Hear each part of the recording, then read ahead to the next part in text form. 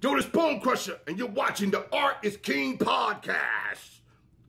Cast.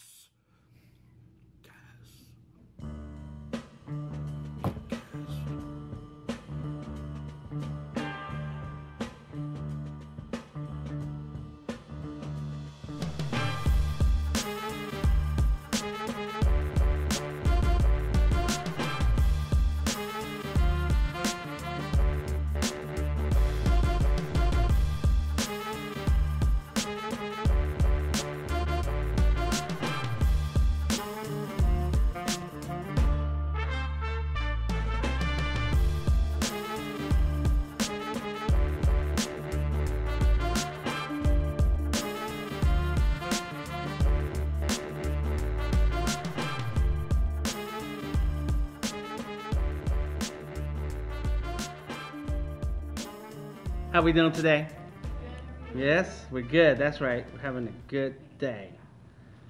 So when I start my talks, I like to get to know the audience a little bit. And since we have a small group, I want to give you a chance to introduce yourself. And it's your choice to introduce yourself if you want to. It is not a requirement, but I like to get a sense as to who we have in here today. So what I would like to hear from you, if you so would like to share, is your name, your passion, and if it's something creative, if it's something that you want to do in your life, and what it is that you would like to hear about today.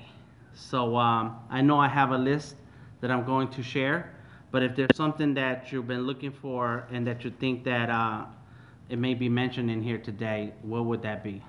Okay? So name, passion, and what it is that you would like to hear today. So I'm going to go around the room, and if you want to share, then go ahead and share. If you don't, that's okay. I'm an extrovert. I like to talk. I will talk all day, and I know that's not the case for everybody. So we're going to start with this side of the room and move our way back.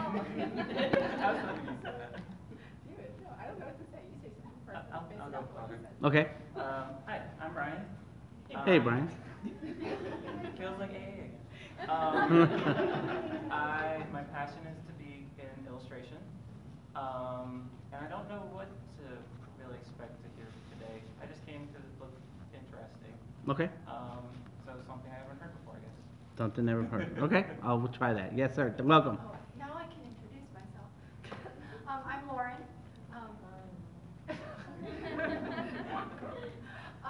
My passion is really anything fantasy and character creation, so it's kind of what I want to do is concept art. And I also came to film because it sounded interesting, and I would love to learn how to thrive. How to thrive. Good. Good, good. Those are good. And you know what? You just reminded me of something, which is that's why I like to start engaging real quick. Let me look this up. Come on in. Hello, hello. How you doing? Just want to make sure you're doing good. Yeah, we're straight. Mm-hmm. Do you want the doors open? Close, please. Yeah. And Cokes for everybody. No. Okay, thank you. Awesome. Well, welcome. Yes, ma'am. Yes, so I paint, I guess the fine art side of things. I'm here to just hear about life and everything, and nothing in particular. Okay. I'm just here. And what is your name? Oh, my name's Marion. Hello, Marion. Hi. And what kind of stuff you paint? I do drip paintings of portraits and figures. Nice. Yes, What's I your like- Instagram? I don't have one. All right. Well, Marion's there you go. social media, yeah, I'm working That's on what it. you're here to. That's what you're here Yeah, to hear teach me about today. social media. Instagram. Marianne. Okay, cool. Welcome. I work on that. Hello. Hi, I'm Missy. Yes. I just call myself a creator because I try to do everything, and I'm having a really hard time pinning down the thing I want to do because I want to be like a writer and write novels, but I also want to write comics because I love to draw, and I want to be an artist, and I want to do a podcast, and I want to do everything, and I'm trying to, get inspiration and figure out, where I want to channel my energy because I have all this energy, I have all these things I want to do, and I know that I'm never going to finish anything if I don't pick something. Pick one, that's right. Do it. Mhm. And I'm trying to figure out what sounds like the best, path for me to take. Got it. First thing I'm going to say to you, and this for anybody else also, is make a list and then put a priorities on them. Yeah. And I know we're kind of getting sidebarred over here. That's okay. And then start with those that cost the less money. That's it. That's real easy to do. Once you know that this costs less than that, then go with that. That's right. And that's how you put the list of priorities together. But make a list, yes. And we'll talk some more. Welcome. Yes. I'm Jack. I'm her husband. I'm here because she is. All right. You got brought to church. Family brought you to church. Cool. Welcome. Yes. Would you like to introduce yourself? Yeah, I'm Shay. S-H-I-R. I know it's a little weird name. I don't know, just like to draw. Just wanted to listen, see what's interesting. Cool. Got it. And so we're going around the room, introducing ourselves with our name, what's our passion, and if we have a question that we came with here today. That's all. All right. You can talk as much as you want or as little. It's okay because I got plenty to say. Cool. Welcome. Yes. My name's Allison. I'm the mom of an artistic person. My stick figures do not even look like stick figures. So I am here to help guide her and learn more from her so we can figure out how to develop this career and I can Okay. write the check or whatever. Right. That's good. Well, you're doing the good job, the good work right now and being supportive. That's awesome. Yes. Yes, your turn. Hi, I'm Riley. I exist and I like comics. Awesome. You sure did. There you go. That's it. Stand strong. I'm an introvert. Awesome. I That's can talk to a wall. okay. Well, welcome. Yes, sir. I'm Michael. I'm a burnout graphic designer who's wanting to get more into illustration and drawing. And actually, I saw the title of this forum or this session, and it piqued my interest. So I guess I have a specific question, but I guess how you get in. I'm not specific comics. I could probably just draw into any realm. I'm curious about any realm. Okay. Awesome. Well, welcome. Yes. You two next.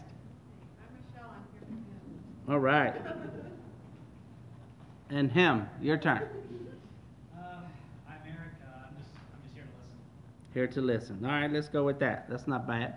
Would you like to say your name and your passion and what you're here for?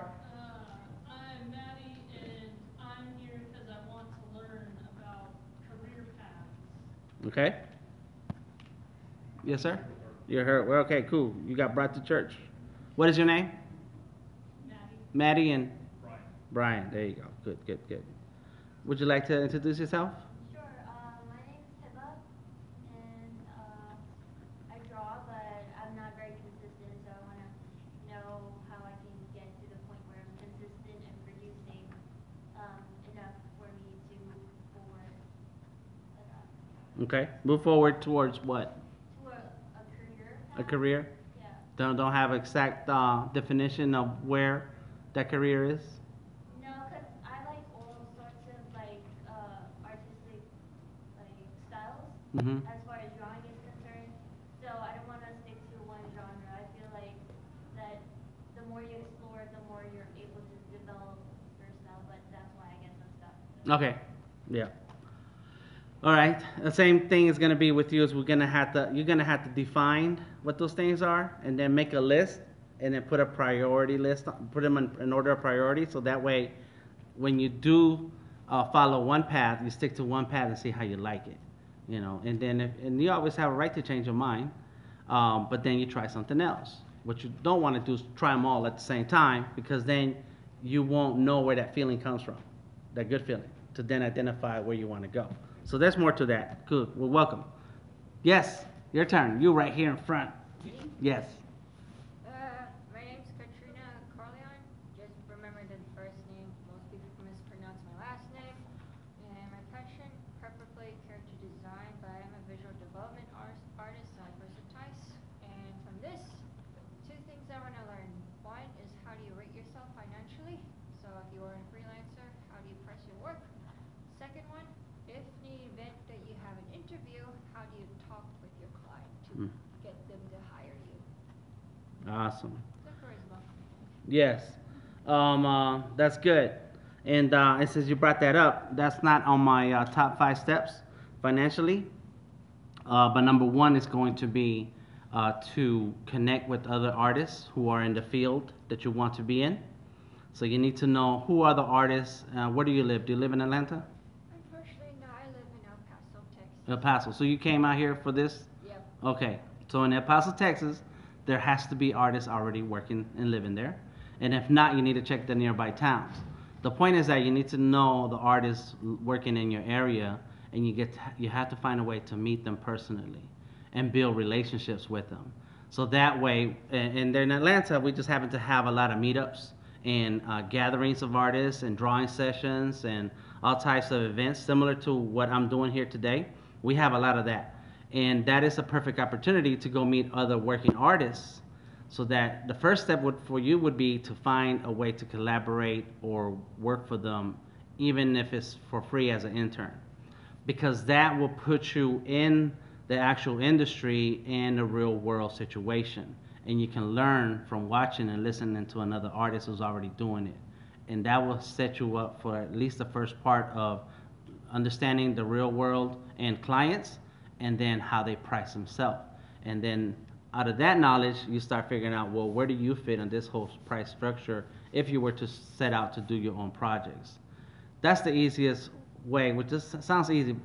I'm using the word easy, but it's not easy. It's just that that's going to be one of the easiest steps to take, because another step would be to actually build a portfolio, build a following, grow a fan base, so that you can start building up clients, and then from there you start charging, which is a whole lot of steps to try to do by yourself. And what you need is other people to help you and guide you.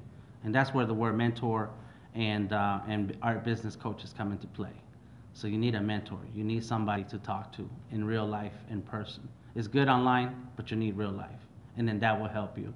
And the prices that we charge here in Atlanta may be different what they charge in El Paso, Texas, and what they charge in California. That's my short answer. Sounds long. I hope you heard it. I hope you wrote something down, or you remember that. And as far as interviews, you have to believe in yourself, and that's going to be a part of my 5 steps, so you'll hear more about that, okay? Yes? Cool. Your turn.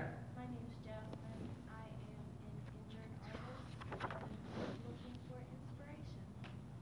Nice. You're what kind of artist? An injured artist. Injured? Yeah. Do you have an injury? What happened to you? I have carpal tunnel and tendonitis. Oh, okay. One arm or 2 arms? Both? I was going to say use your other arm, but that's not good. We need to figure out an easier way to hold a pencil for you to draw. Yeah. That happens to everybody. I know. We have to find healthier ways to create our work. Yep. Awesome. Your turn. My name's Jay Ivy White, and I am passionate about most media. I went to school for animation, so cartoons, illustrations, motion graphics, special effects, or just drawing. I like to draw a lot. I've been drawing since I'm 8, and I'm just hoping to learn anything. All right. Good. So anything I say today is gonna be good. Yeah, You're gonna learn something. a lot anyways. All right. Thank you.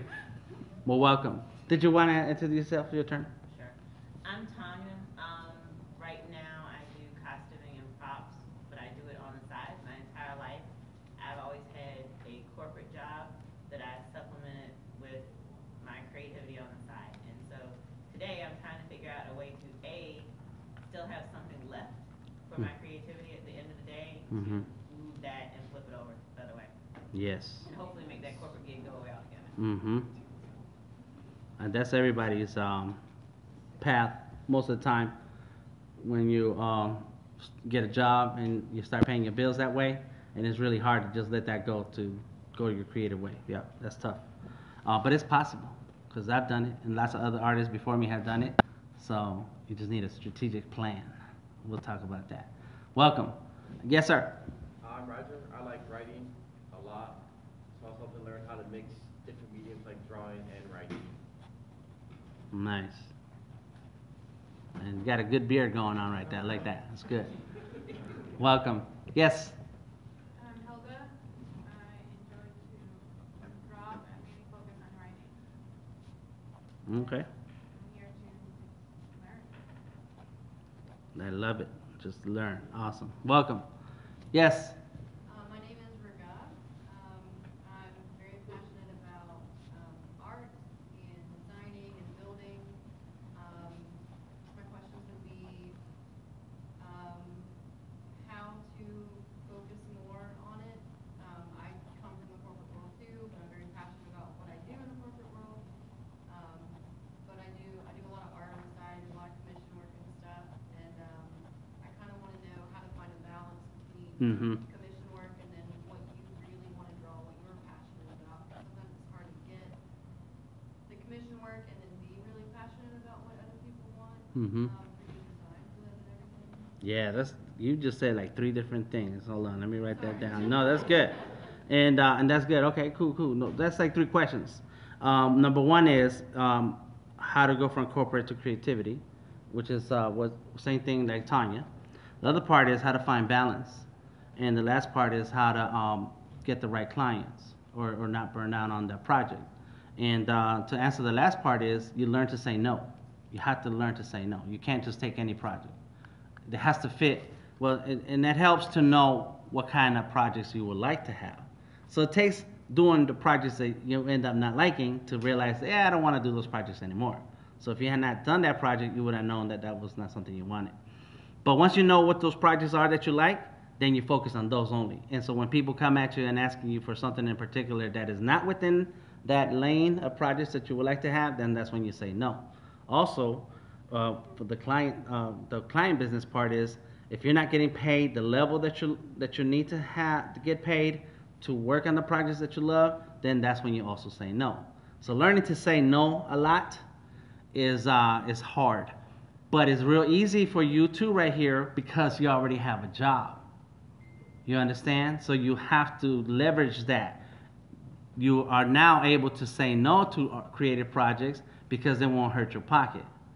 So that's that part that you have to feel lucky on.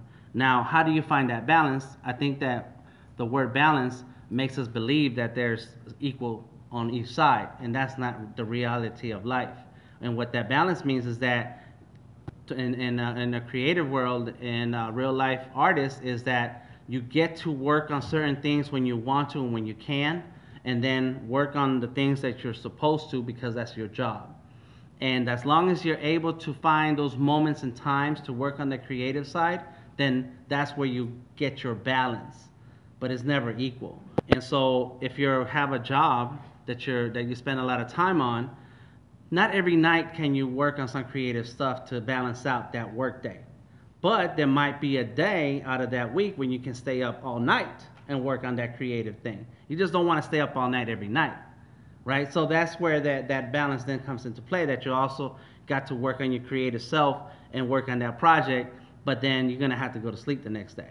Like after you come home from work, you're just going to have to sleep. So that's where the real balance is can we do the things that we're supposed to do and then find the time to do the things that we like to do. It's just not going to be an everyday thing. It's just impossible. But you have an advantage that you have a paycheck that pays for your life.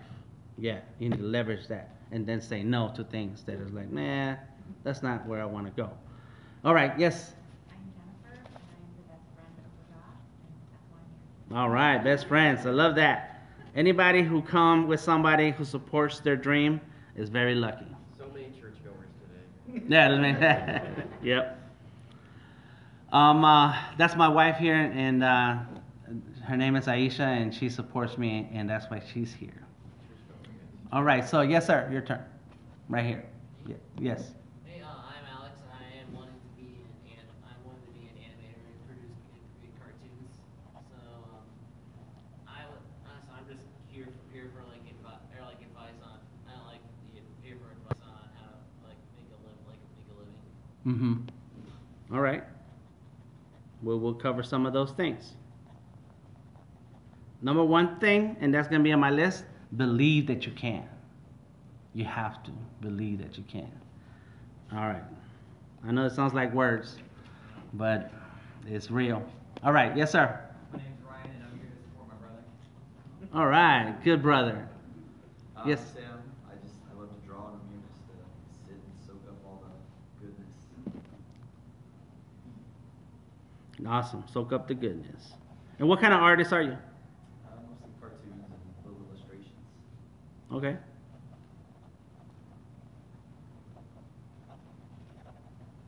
Beautiful. Yes, ma'am. Yes.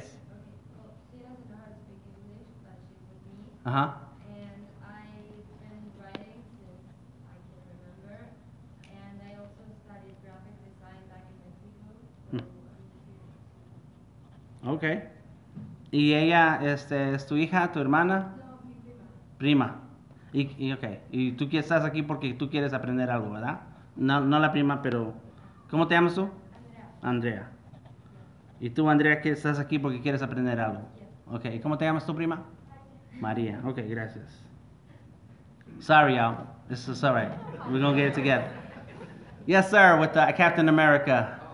My name's Doc. I've done a little bit of writing, drawing, also some painting.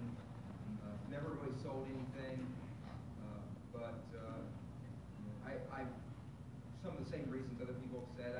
I work in mental health and I write clinical stuff for like 10 hours a day, and so the burnout of doing that, of just writing, repetitive type of information, and then going back and trying to write something creative. Right.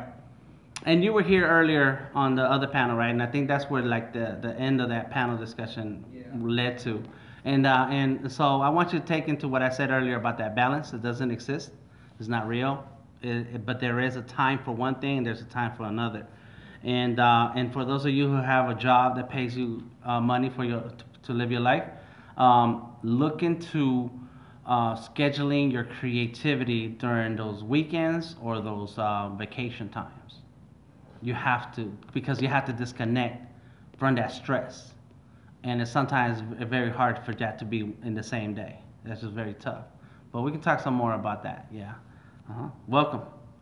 Yes, in the back. Hey, ladies. Anybody like to say your name and your passion and what you're here to learn?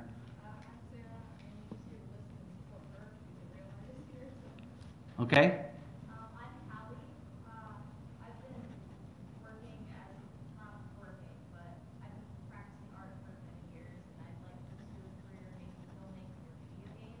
Hmm.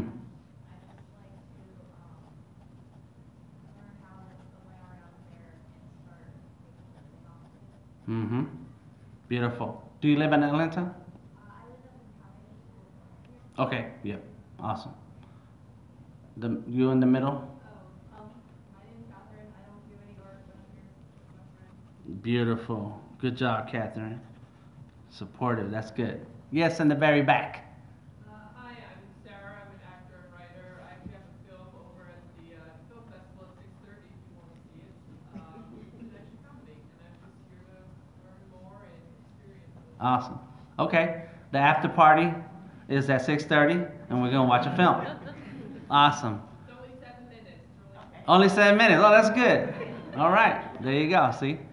Would you two guys like to introduce yourself? I think we skipped you.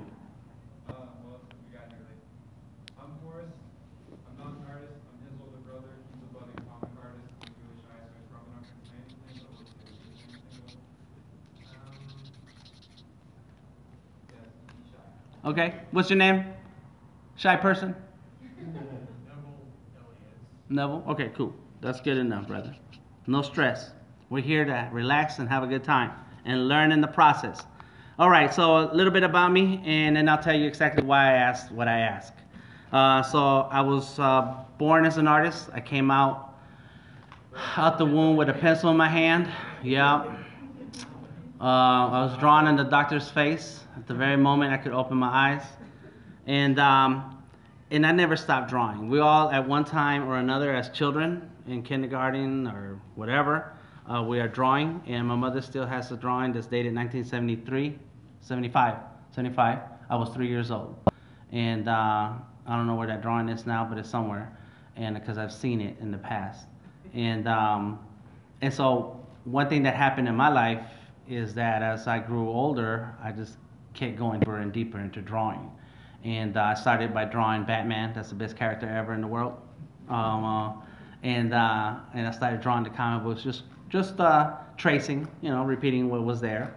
I grew up in the 80s, 70s and the 80s, and in the middle, late 80s, Schwarzenegger and these muscle magazines were everywhere. And that's where I learned my anatomy, is by tracing and drawing these muscle poses. And so eventually, you wouldn't know it now, eventually I was working out and joined the Marine Corps, and so I actually learned all the muscle groups and all those things. And but I never took an art class except for the 10th grade, and I almost failed because I didn't show up. It was very boring. And they were not teaching me things that I was interested in. They were doing the very basics of art fundamentals. And so I never took art classes. I did not go to art college. I did not take any college, any degrees or anything like that. I just learned by trying and doing.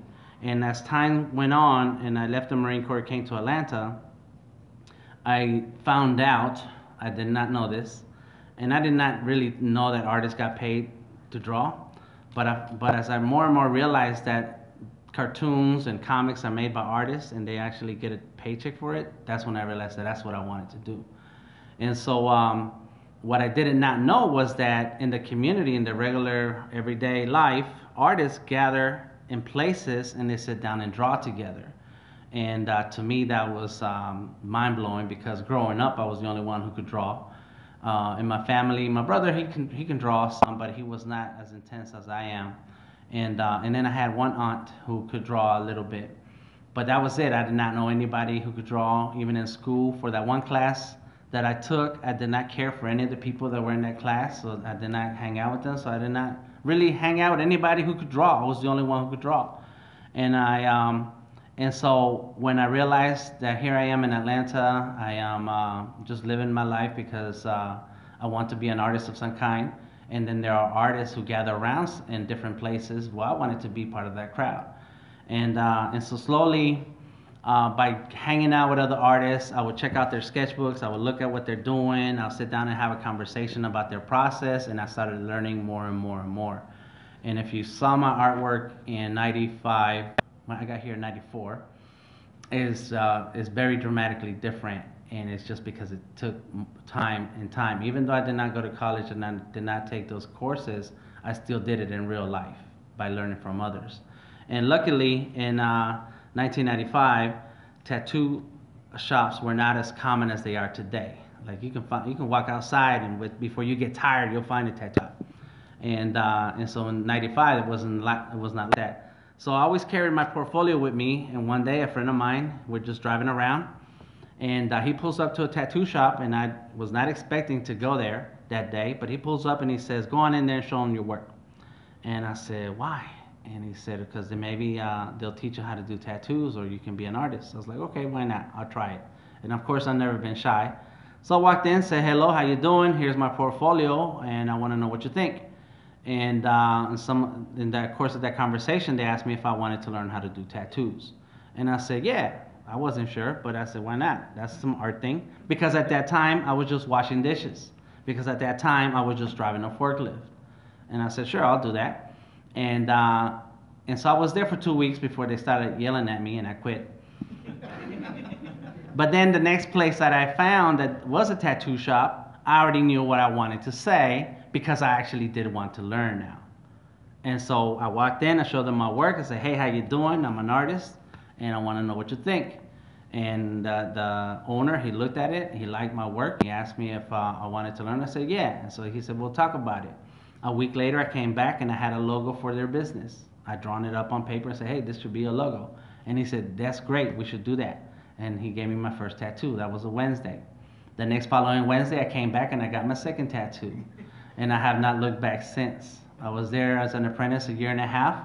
After that time, year and a half, I was ready to leave. I did not like the guy's attitude anymore. So I found a friend of mine to invest in opening a tattoo shop. This is 1997 now. And we opened our own tattoo shop.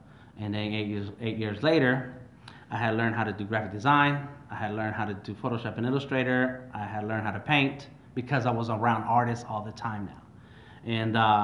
And so I got tired of doing tattoos, so I shut the tattoo shop in 2005.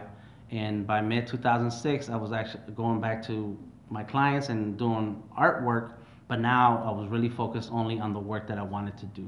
I had done all the things that I did not want to do as an artist, but I did not know I didn't want to do them until I tried them. And then I realized slowly that I needed to focus on what I really like so that I can enjoy myself, because that's why I started drawing, because I enjoy myself. I did not want to be forced into drawing or doing stuff that I did not want to do just because I had to get paid. So that's a little bit of my story. You can find me anywhere on the internet under Delta Tango Mike. You can read more about it, follow some of my podcasts, and see some of my meetups. ArtistKing.org is the website for our organization that its mission is to educate artists in the business of art, so that whenever you ask an artist and ask them, hey, how much for that? If they don't know how to answer that question, then that's a problem, and we're trying to fix that problem, one artist at a time. All right, so that's all I'm gonna say about myself, and you can read more about me and check me out at my website. I'm gonna go ahead and jump into the things that we're here to talk about. And some of the things that I talked about, I hear them from other artists, I hear them from other professionals, but also it is what has worked in my life. I mentor artists in the business of art. I coach artists in how to run their business and how to run their art careers. And the things that I say to them is because of the things that I've already lived and I've already experienced. I've experienced failure, I've experienced frustration, I've experienced success. I've been very happy with my work, I've been very sad with my work. But all in all, I've gotten to this point right now where the art life is the way I pay my bills, is the way I sustain my standard of living, and with the help of my wife, we are able to make this business the thing that feeds us every day. And if I can do it, then you can do it. And I know you can do it because I've done it, and artists before me have done it. So you always have to believe in yourself. That's number one. All right, so here we go. We're gonna start with the 5 steps. And lucky for you, I have more than 5, because some of the stuff you brought up, it actually makes it fits into the narrative here. So number 1 is we're gonna start with assumptions, all right? And I was gonna say that we're gonna assume everybody here is an artist or creative, and that's actually not an assumption; it's a fact. And if you're here to support an artist or creative, then you are also in it with us. I am going to assume that everybody here has an entrepreneurial spirit of some kind, because you want to make this a business. You want to make this a way to live your life and pay your bills with. And so this is where that separation comes into everybody's art, in every artist's life, where you start off creating because you enjoy it, because you like the experimentation, you like trying things out and seeing the result. But then that separation comes into play where now, not only do we like to do those things, but now we have to get paid for it. And so now that's where you have to look at yourself as an entrepreneur now. All right, you're a business. You're a person who handles their business like anybody else would if you were a dentist, if you were a plumber, if you were a doctor. The plumber is going to charge you to come out to your house to check the plumbing problem that you have. So an artist has to have the same kind of mentality when it comes to their career. All right, so here we go. Number 1, work on the projects you like, which I mentioned earlier. So you start off doing your art for yourself. You start off doing your art that you like to create. And somewhere along the line, someone wants to pay you money for it. And you say, sure, I never really thought about selling this, but I guess if I really have to and you really want it, I'll sell it. Sometimes we get caught up in that.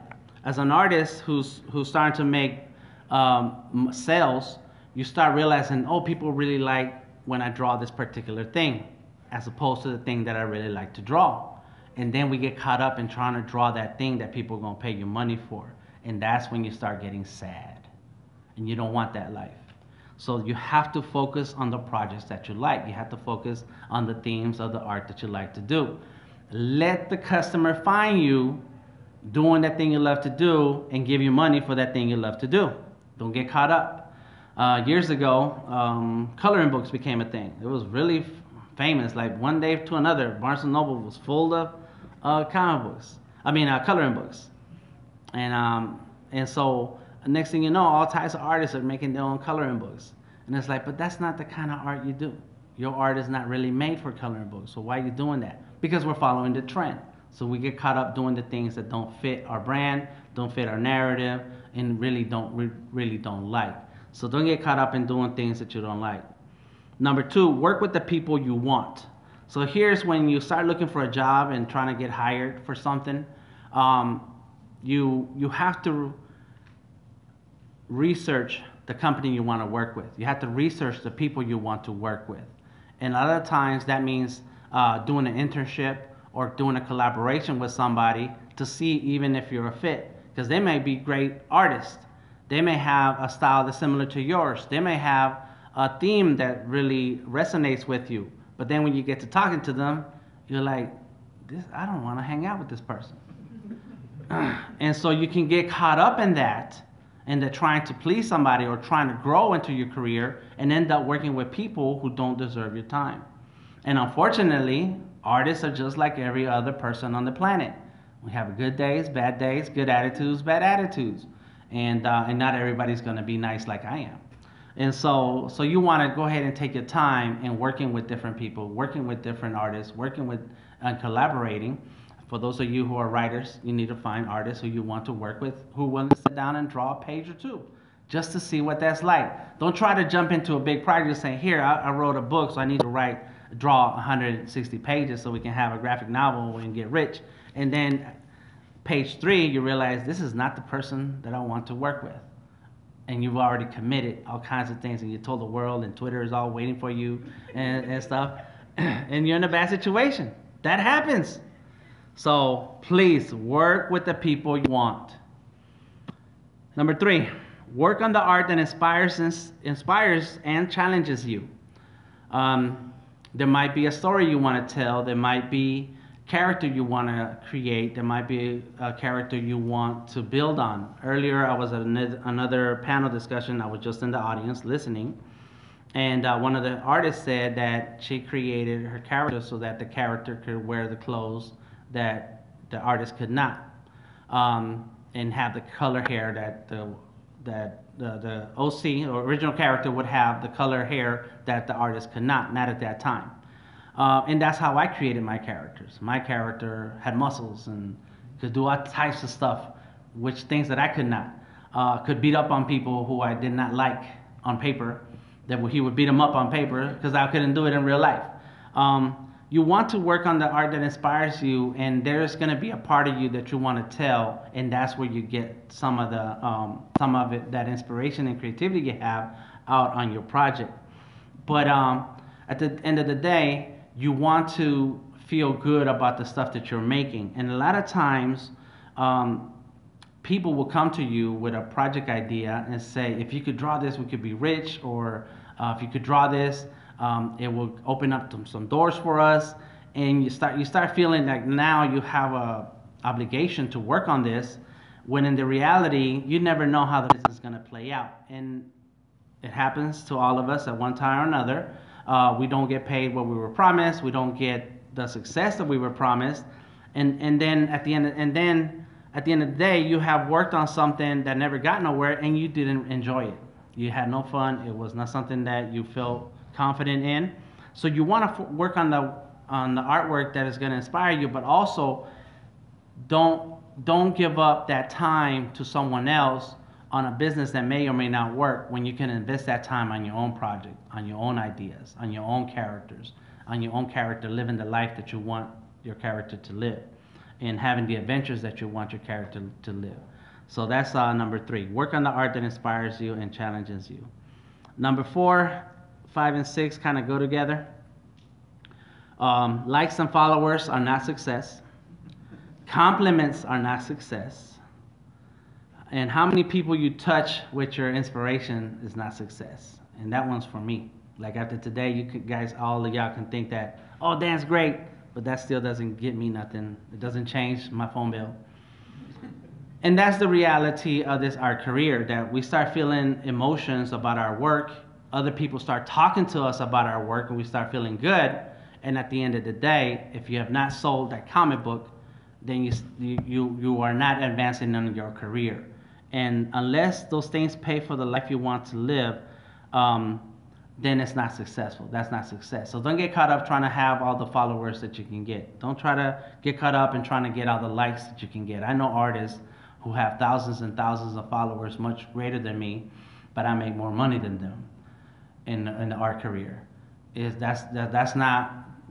We don't want to get caught up in that race. We want to define what our success is, which goes into number 7. Definition of success for artists is to earn with your art enough to live the life you want. So if your art was paying for the art that you want to live, then you're succeeding. If you care for those million followers, and that's your goal, and that to you that's success, and that's great. That's cool. That fulfills you. But when we look at art as when we look at our art career as an entrepreneur, it has to do with dollars. It has to do with whether or not we made the bills for this month. And that's how I look at my art career. I'm taking in projects, I'm answering emails, I'm looking at what people are asking me to do, and then I start adding it up and saying, well, if they pay me this price, then I can work for this project for 2 weeks and it pays for my bills that I need to pay. But if it does not pay for those, if that project does not pay me what I need to meet my budget for this month, then all the likes and all the compliments they give me, and Dan, you're so awesome, you're a great artist, it would just be great if you worked for us, that does not help me at all. So don't get caught up in those metrics of likes and compliments. All right, so I kind of lumped all that in together because I went over 5, and I'm gonna go a little bit longer. And if anybody has any point has questions, I want you to please stop and say, hey Dan, you're talking too much, let me ask you a question. All right, you have my permission. Yes? How do you, this may be a question that goes off, but how do you manage your finances and stuff like that? That's something I've always been curious, like at the end of the year dealing with taxes and stuff like that as an artist because it's your own business. Right. So that's a tough question. Those of you who are here with somebody to support them, that's your job, is to help them manage their finances. Don't just show them up at some class and say, hey, here's how you become a business, and then now go on and do it. Artists and anybody who's an entrepreneur needs support of others. And luckily for me, I have my wife who is super smart, and she handles all of that. I don't care how much money we have in the bank as long as I got the stuff that I need for that day and that month and food and so on. But yeah, that's some real stuff that you have to keep track. And so there are apps that are for that. FreshBooks is one. If you know how to use a Excel sheet, you need to start one. If you don't know how to use an Excel sheet, you need to learn. I don't know how, but I don't need to learn. My wife is a pro at it. But she also handles my billing. So if a client owes me money, she reminds me who has not paid me yet. So with that, you need some kind of system. And learning how to do accounting at its very basic level of keeping a logbook of it is exactly what you can. That's the very beginning. And you have to know what that is. And because you have to know what you're earning for the job. You have to know how long is it taking you to knock out this illustration, this project, and see if it's actually giving you the proper return. Because $1,000 sounds like a lot of money until it takes you 5 months to finish that project. And you're like, whoa, I just worked $200 a month for this. But if you knock it out in 5 days, you're like, whoa, I just worked $200 a day for this. So you have to keep track of that in order to find out whether it's working or not. And also to adjust your rates. Maybe you're not charging enough if it's taking you longer than what you thought it would. But yeah, FreshBooks is one, especially because you want to bill your clients. And once they pay, they can pay through the system, but also keep track at the end of the year. Just pull all that information out and get it ready for your taxes. Having an accountant is also a big deal. All right. So, yes, sir. On the back end of that, so do you, when you track your time, are you very methodical with it, or are you just kind of like, I think that took me about? Right. Well, that's a good question, and I should have touched on that. I'm glad you brought that up. So I keep a calendar. I'm not exact to the minute, but I keep a Google Calendar, which everybody has access to one because they're free. Google will give them to you. and it'll come on and it'll be on your phone. So as soon as I have a project that I need to work on, that they're ready to give me a deposit or they pay me a deposit, it goes on my calendar. And I outline and chunk out the days that I'm going to work on that particular project. And I've given myself that amount of time to work on it because the budget fits that amount of time and I have to do it in that amount of time. Now that has taken me a lot of trial and error, and thanks to my wife, she taught me how to use my calendar. Years ago, I'll just go off the top of my head and like, yeah, that could be done in 3 days. And then 3 days later, like, man, I ain't finished with this. And so as time goes on, you start measuring your time and understanding how you work. And which goes into that corporate mindset where you clock in at 8 in the morning, you clock out at 5, and something has to get done in that time. Whereas with the way I do my art is when I feel like I jump on it, and when I'm not feeling it, I have to do something else. But then because I set it on my calendar, then I have to force myself into thinking way ahead, how long is it going to take me to think of this through to then be ready to work on it. But that trial and error has also helped me figure out what things I like to work on and what I don't, and I stick to the things that I like to work on, so then I feel the inspiration to do it, and then I knock it out in that time that I want. That's kind of come along with your experience. Yes, it takes time. Yep. But you should always count and think about that time. And it's just for yourself. It doesn't matter that I never give accounts to my clients on how long it took something. That's not why I measure my time. But I need to measure my time because now I know that I can tell a client, yes, it'll be a month or it'll be a week, or I can have that done in tomorrow. And if I don't know how long it takes me to do certain things, then I cannot tell my client how long something's going to take. At the same time, with the experience, I've also developed a process. So I need to give myself time to think about the project, think about the characters, think about what they want, and then from that moment, from that step, I go into the sketching step, and now I'm sketching out ideas, and I thought of something, I might have scribbled something somewhere, and then it goes to the next step, to actually finishing a sketch that I can get approval from the client, and then after that, after I get the edits and the changes, then I have the next step, which is actually finishing the work, and then now I'm done. So I have worked out the steps of my process. So then now I know how much time I actually need.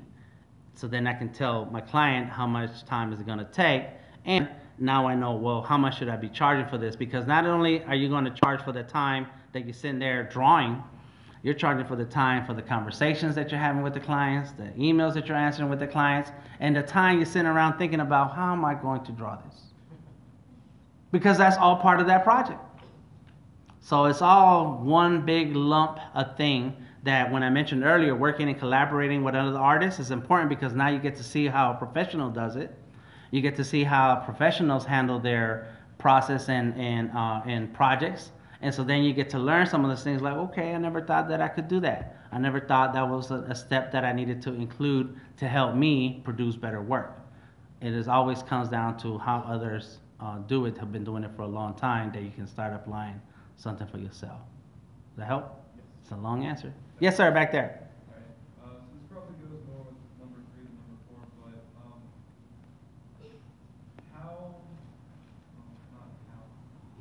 has there ever been a project where you maybe didn't want to do it, but you felt like you needed to do it?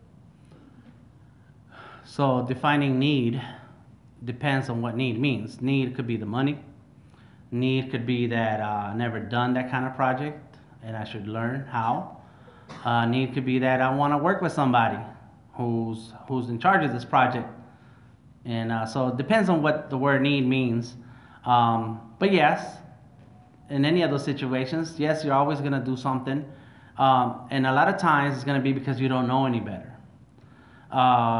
Because you've not had the chance to realize that you do not need to do that, and so I don't take those, and this is something that you're kind of jumping all the way to the end, number 10, because that's what they said earlier today at the other panel I was listening on. They said that failure is not a failure, it's a process, and so you have to take the time to, after the fact, after all the heartache, after all the pain, after all the stress, Once it's all over and done and the client is gone and the work is done, you can sit back and say, yeah, I'm never doing that again.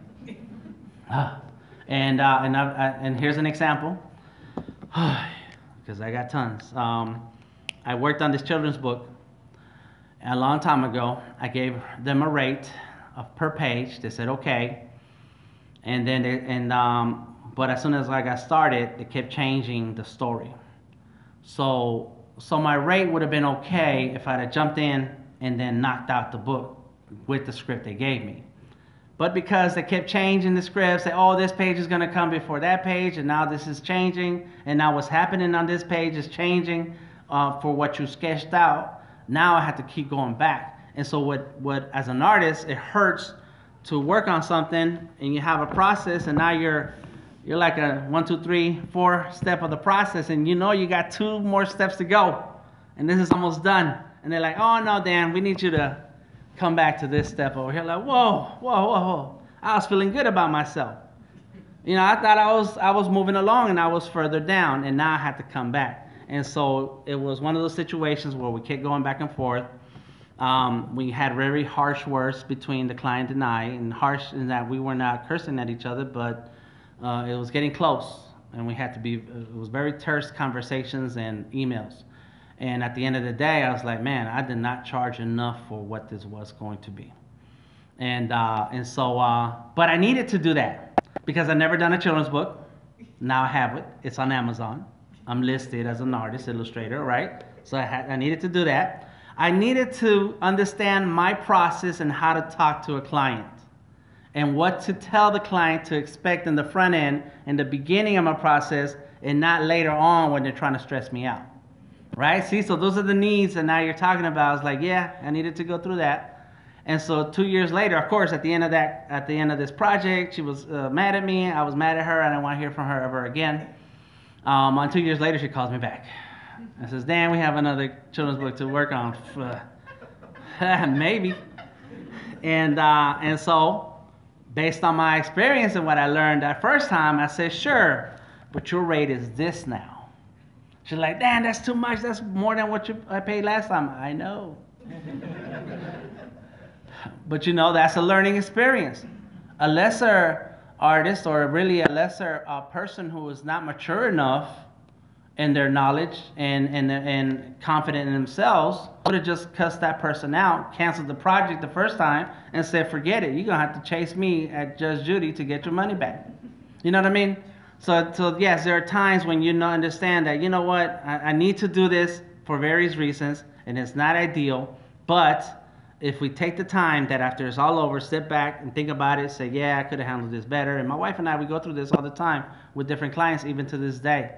And she tells me, yeah, that was not a good project for you. Like, no, it wasn't. It was rough. It was tough. It did not, I did not feel the inspiration and creativity being reciprocated by the client and received the way it should have.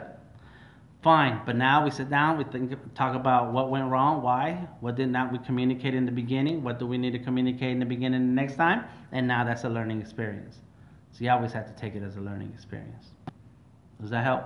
Yes. All right, anybody else before I move on? I got more stuff. All right. All right, so here. So all these things that I'm talking to you and telling you about, they sound easy because I'm saying them out of my mouth and they're just words. And they sound easy to me because I've been doing it for 20 years. I started my professional art career in 1995 with the tattoos. And that's when I understood how to talk to people about money. Because they walk in through the door, they say, hey, I want a tattoo today, blah, blah, blah. They start looking at the wall or telling you what they want.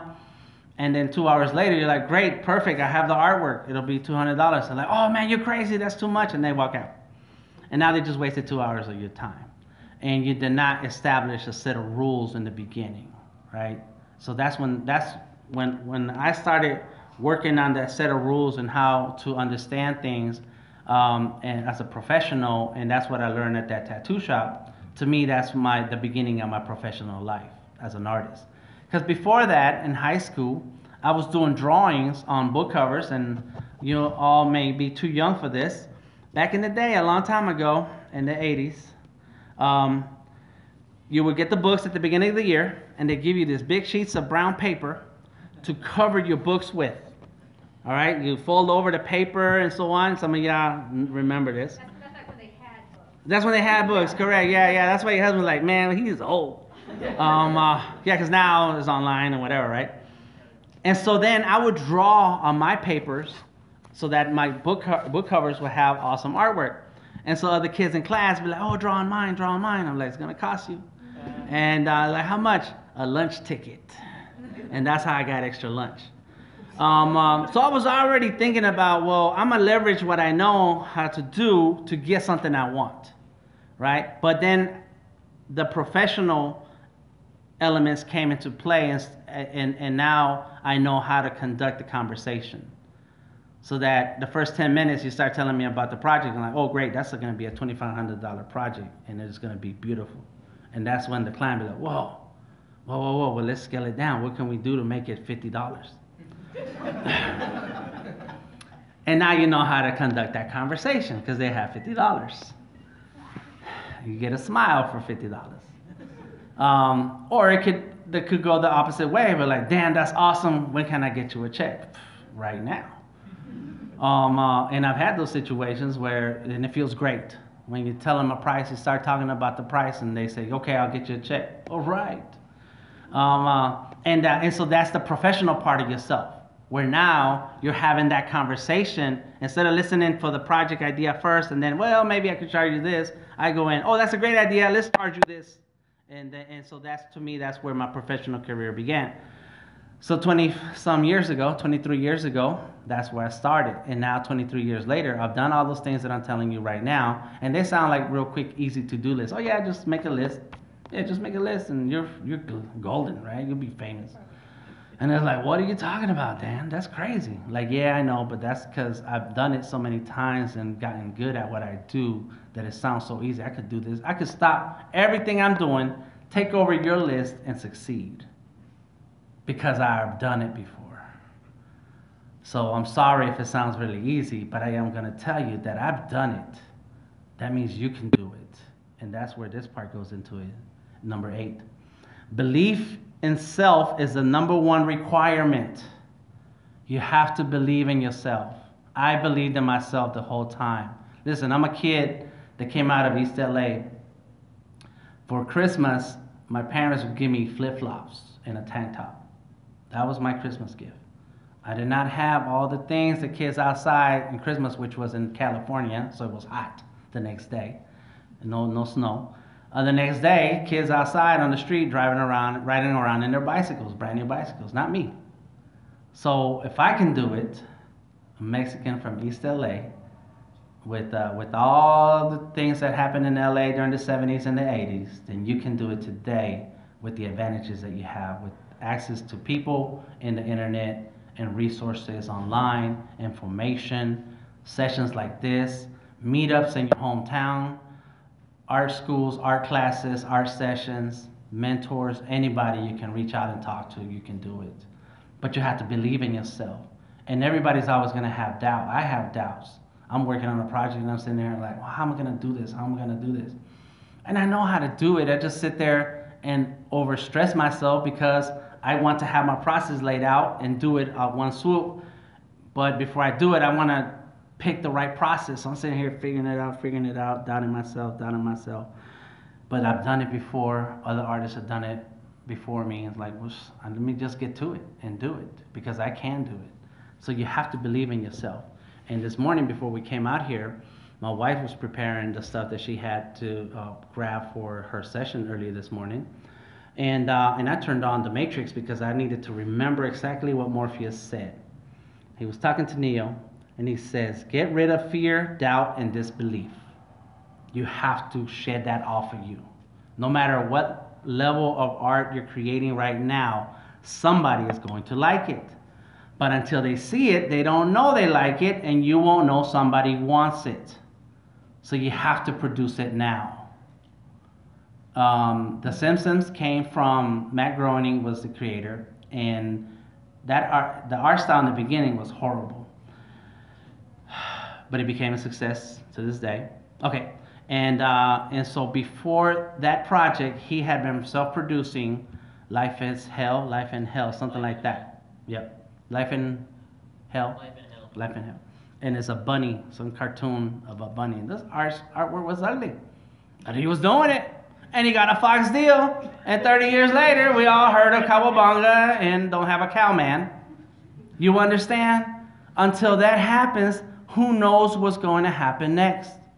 So you have to believe in yourself. Those are self-imposed roadblocks that we put on ourselves. And we have to slowly start shedding them off. Say, okay, for today, I'm not going to think about all those things that are wrong with my life that don't allow me to do the thing that I want to do. I'm going to not think about that right now. So let me go ahead and do the thing that I want to do. It's like an alcoholic or a Netflix addict. I know I have a list of things to do, but I'm going to watch Netflix.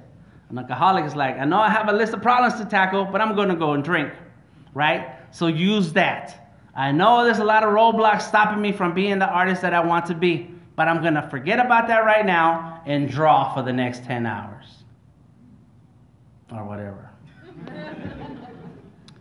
When you doubt your skills, it is evident to others and turns away customers. You know, that's still part of the same thing. So when you're a professional right now, as I am, I can't walk into a meeting thinking, dang, how am I going to do this? I don't walk in like this. Oh, I can like, hey, what's going on, everybody? How are we doing today? Are we ready to get started? Where is my check? And that's a whole different attitude. And it's taken differently when I walk in like that than when I'm like, oh, man, you want me to draw today. You understand? I hope this makes sense to you today. All right. I'm going to finish up. Okay, here it goes into the art entrepreneurship. Do not let the industry impose rules tell you about how much you should earn. You're an entrepreneur with limitless possibilities where your art could live, from merchandise to prints, tees, stickers, to television, film, anywhere. All right, so this is what happens with artists is that we start figuring out who we are as an artist. Somebody says, I'm a cartoonist, somebody says I'm an animator, somebody says I'm a comic book artist, and when you take on that role and that title, the industry starts telling you, okay, you can only charge 20 bucks an hour, or you can only charge $10 an hour. We pay, Marvel, DC, and comic book companies, we pay only $100 per page. Really? Forget that. I'm an entrepreneur. My art can go on anything beyond comic books. So if you want to pay me to work on your comic book, you got to pay me as an illustrator, artist, designer, entrepreneur. And that rate is much higher than that. Because what happens, and this is something that's been going on recently, somebody's been mad about it. I can't remember the Twitter thread about it. But some company started taking the artwork from the pages, breaking it up, and start making t-shirts. Oh, it was the cover art. And they start making t-shirts. And it's like, but the artist did not get paid as an illustrator rate. They got paid as a cover artist rate. So now you're shortchanging that artist. And if you let the industry dictate to you how much you should get paid, then you're starting to lose. So you need to understand the art world and your place in it and what you need to earn and hold on to that. It's not easy, it's tough, it's hard. I was ready to let go of a project yesterday. They weren't trying to pay me what they said they was gonna pay me. I'm not mad at them, that's the law, that's the business, right? And they were talking about the law, Georgia law. I'm like, whatever, I know what I asked you to pay me and you're gonna pay me that. And if you're not, then say no, and then say, okay, see you later. And that's hundreds of dollars that I was not going to see. It's real life, but you have to hold on to it. And all along, I'm inside of my body, I'm like, oh, I hope they pay, I hope they pay. And they said, okay, Dan, all right. Whew. But if I did not hold on to it, then I'm just letting the industry run me over. And that benefits nobody. All right, last thing, it's not a failure, it's a process. I mentioned that. That's number 10. Last thing is learn the rules of art, composition, fundamentals, anatomy, then find your message and break the rules. I was having this conversation a few days ago with another artist talking about, well, we need to follow the rules. Oh no, we break the rules. There's room for both. In the beginning, you don't know how to do anything because you just draw or you just create, you just write. There's no ending and no beginning to your story, you're just writing. I'm like, whoa, where's the, you have to understand the rules of storytelling. You have to understand the rules of drawing, of painting. You have to understand those fundamentals so that when you create, it has a message that people can look at and understand, or even jump into a conversation. They don't have to understand, they just at least want to have a conversation. That's what the beginning of the rules are for. As time goes on, you develop your own message, you develop your own voice, you develop your own theme, and now it's not about the rules, it's about, is your story being told? Can you keep the audience engaged? And that's when you break the rules, but you're not breaking the rules just because you want to break the rules and you have a right to break the rules. You're breaking the rules because the rules don't matter anymore, because now you're further along and have a point to make. That's with any creative at any point in their life. And the last thing, for real, go out and stake your claim. Any questions? We got a few minutes. No? Yes, sir. What were 8 and 9? 8, believe in yourself. That's the number 1 requirement. 9 is do not let the industry impose rules about how much you should earn. And if you want to tweet or Instagram me, Delta Tango Mike, I will send you this list. Delta Tango Mike. And if you want a sticker, all you got to do is walk up here and say, hey, Dan, can I have a sticker? And I'll give you a sticker. Any other questions? I should draw the list. That's not a bad idea. Let's find a sponsor so can pay me for my time to draw the list. Disney, yeah, sure. They got money. But that's another business angle. Yes. You have a question? I thought I heard somebody. No? All right. Well, thank you very much for coming out. We have a question over there. What is it?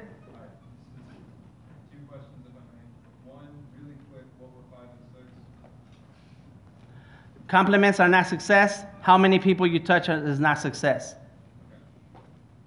That's it? Oh, okay, cool. Thank you, everybody, for coming out. Thank you. I was asking if that was it.